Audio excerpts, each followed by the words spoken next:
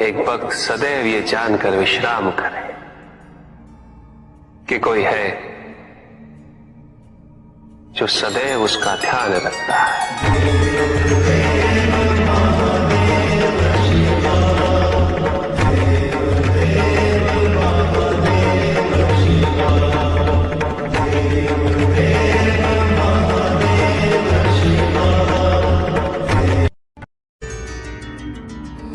भक्त की भक्ति और उसकी श्रद्धा से प्रसन्न होकर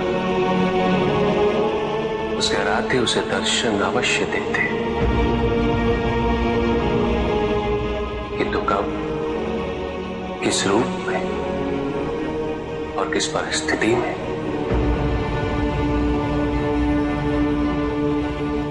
इसका पूर्व ज्ञान होना भक्त के लिए संभव नहीं होता।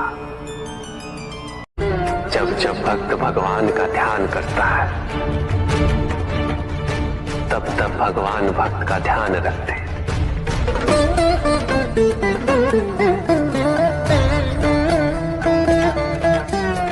किंतु जिस क्षण भक्त भगवान का ध्यान नहीं करता तब भी भगवान भक्त का ध्यान रखते हैं। इसलिए तुम्हारा ये कथन उचित है नंदी। मैं व्यस्त हूं और मैं चिरंतन काल से लेके चिरकाल तक व्यस्त रहूंगा। प्रत्येक क्षण प्रत्येक भक्त का ध्यान रखते हैं।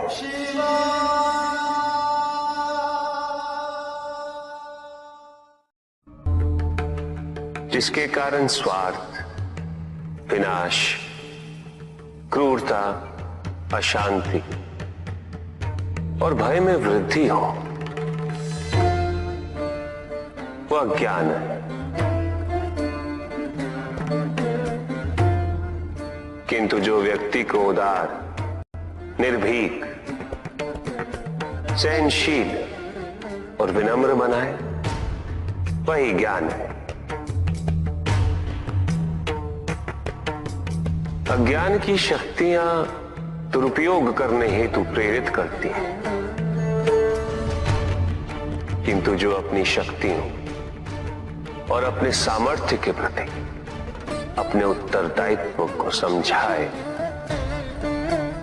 जो न केवल अपने अपितु अपने से पहले संसार के उद्धार हेतु प्रोत्साहित करे, वो ज्ञान है। ज्ञान का मूल उद्देश्य ही परोपकार है, सृजन है। दूसरों की भावनाओं को समझना, उनका आदर करना, यही ज्ञान है। क्योंकि ज्ञान हमें न केवल अपने अपितु दूसरों के दुख और सुख के प्रति भी संवेदनशील बनाता है।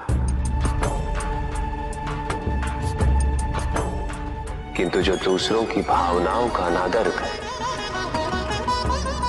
उसे ज्ञान की श्रेणी में कैसे रखा जा सकता है? अज्ञान के कारण व्यक्ति सांसारिकता में बंधता जाता है, मोह माया में उलझता जाता है।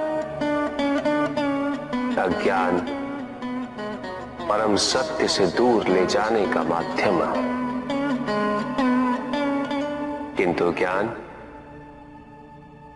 ज्ञान व्यक्ति को परम सत्य की ओर ले जाता है। ज्ञान मुक्तिदायक है, मोक्ष का मार्ग है, और इस मुक्तिदायक ज्ञान का सर्वोच्च रूप है आत्मज्ञान। और यही ज्ञान की पूर्णता भी है कि व्यक्ति अपने को समर्पित कर दे, छोड़ दे अहंकार को, तो ब्रह्म की इच्छा ही पूर्ण होती है और अभी भी वही फलित हो रही है। ऐसा नहीं है कि हम उससे भिन्न फलित करा लेंगे, लेकिन व्यक्ति भिन्न फलित कराने में लड़ेंगे, टूटेंगे, नष्ट हो। कुछ भी सुनने और समझने के लिए मन का मौन रहना आवश्यक है। किंतु मन मौन रहना नहीं जानता। वो तो निरंतर कुछ ना कुछ कहता रहता। प्रतिपद शब्दों का आक्रमण चलता रहता है मन पर, और यही आक्रमण है जिसके कारण व्यक्ति कभी भी शब्दों के परे नहीं जा पाता। जहां जीवन की सत्यता का बोध उसकी प्रतीक्षा कर रहा होता। कभी भी किसी व्यक्ति का विवेक, उसके संस्कार, निर्भीकता तथा उसके आचरण की परिपक्वता को परखना हो तो उसे शक्तियों से सुसज्जित करता हूं, पदाधिकार सौंपता हूं। परिणाम स्पष्ट हो जाएगा।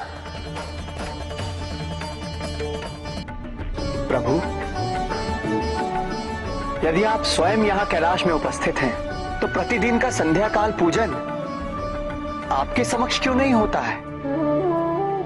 पूजित का साक्षात सामने होना मन को भटकने नहीं देता, किंतु जो सच्चे भक्त हैं, भगवान तो उनके मन में, उनके हृदय में निवास करते हैं। जिनके हृदय में श्रद्धा है, उनके लिए पूजा करने हेतु अपने आराध्य का साक्षात सामने होना अनिवार्य नहीं।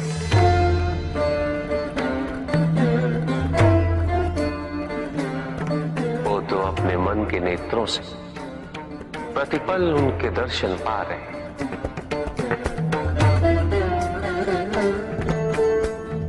उनकी प्रत्येक अनुभूति में भगवान है।